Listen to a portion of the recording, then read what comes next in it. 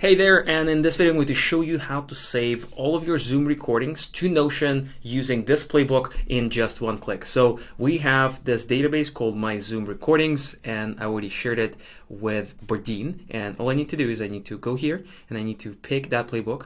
It says save all Zoom recordings, and I'm going to pick the database. So My Zoom Recordings, that's the name of the database. I'm going to click on execute and let's watch it populate.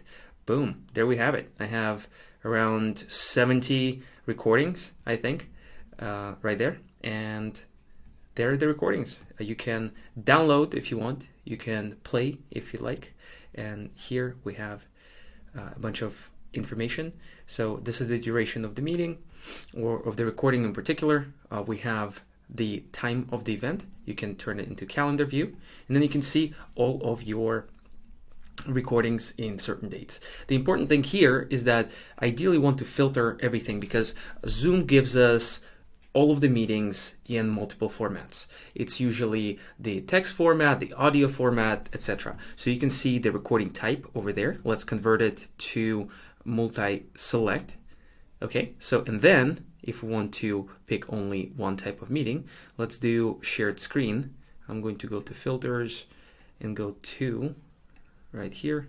Let's click on recording type. Let's click on shared screen.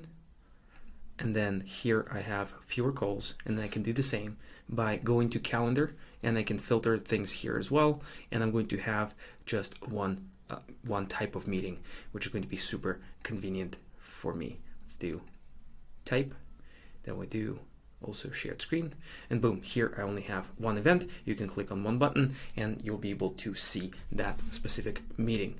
For more videos like this where you can do a lot of things in just one click, check out the other playbooks in our learning center. Cheers.